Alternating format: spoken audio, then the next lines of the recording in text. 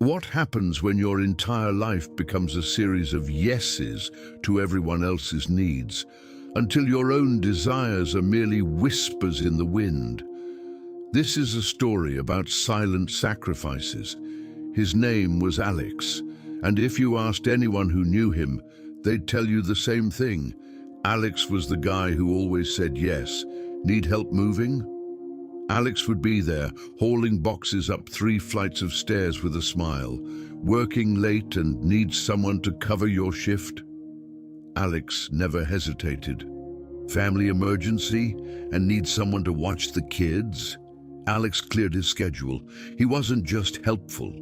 He was dependable, reliable, the person everyone could count on. And he loved being that person. There was something deeply satisfying about being needed, about being the one who made things easier for others. It made him feel valuable, important, like he mattered. But there was something Alex had been meaning to do for himself, a small coffee shop, his own place. He'd been planning it for years, sketching layouts on napkins, pricing equipment, researching suppliers. It was going to be cozy, warm lighting, vintage furniture, the kind of place where people actually talk to each other instead of staring at screens. He could see it so clearly in his mind, but starting a business takes time, focus, energy, and Alex's time, focus, and energy were always spoken for. "I'll start next month," he told himself after helping his sister renovate her kitchen. "Once things settle down," he thought, while covering another colleague's weekend shift. "When I have a bit more saved," he reasoned after lending money to a friend in need. There was always a reason to wait, and somehow, next month never came. The compromises started small, an hour here, an afternoon there. He'd planned to spend Saturday morning working on his business plan, but his neighbor needed help fixing a fence. It was just one morning, no big deal. He'd blocked out Sunday to visit potential locations, but his brother called. Relationship problems, needed to talk. Of course, Alex said yes. Family comes first. The following week, he was going to meet with a potential investor, but his boss asked him to work late on a project. "We really need you on this, Alex. You're the only one who can handle it." How could he say no to that? One compromise became 10. 10 became 100. His business plan sat untouched in a drawer. The notebook full of ideas gathered dust. The coffee shop existed only in his imagination, and even there, it was starting to fade. Meanwhile, others were moving forward. His college roommate opened a restaurant. Alex saw the photos on social media. Grand opening, packed house, living the dream. A former co-worker left the corporate job to start a consulting firm. Now she had her own office, her own team. Even his younger cousin, who'd been working minimum wage 2 years ago, had just launched an online business. Everyone was building something, everyone except Alex. He tried not to think about it, but late at night, when the house was quiet and there was no one left to help, the thoughts crept in. What happened to my dream? When did I stop being a priority in my own life? The dream didn't die all at once. It died in increments. In all the times he said maybe later to himself, but of course to everyone else. In all the hours he gave away that he could never get back. In the slow, painful realization that he'd built a life around everyone's needs but his own. Then came the moment that changed everything. Alex was at a coffee shop, not his coffee shop, someone else's, when he ran into an old friend from business school. "Alex, man, it's been forever. What are you up to these days?"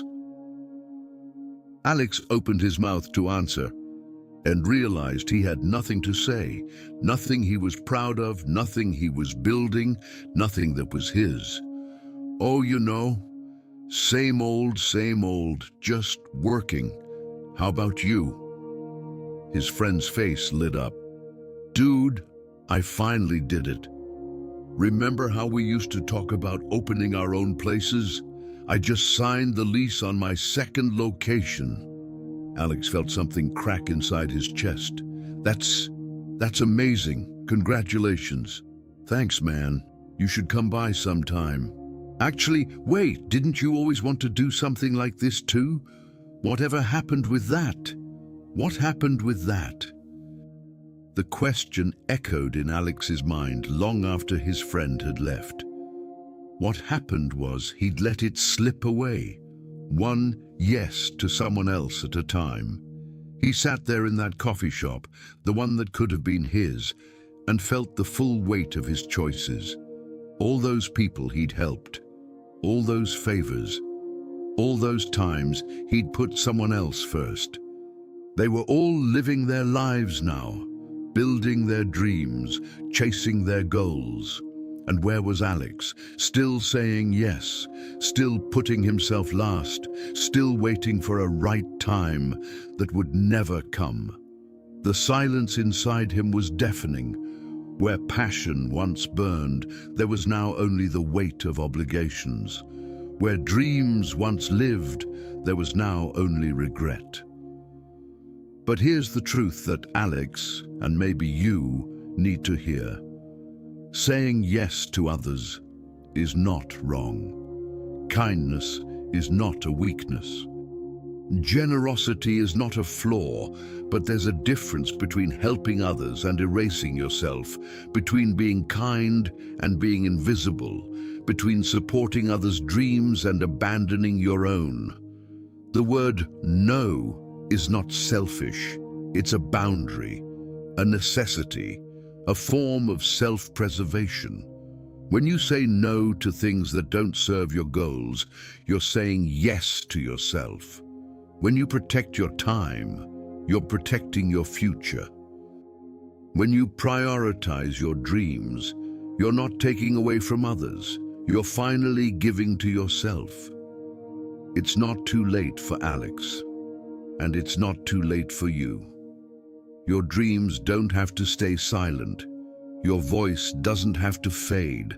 The life you want to build is still possible, but only if you give it the time, energy, and priority it deserves. So the next time someone asks for your help, pause. Ask yourself, is this request aligned with my priorities, or is it another step away from my own goals?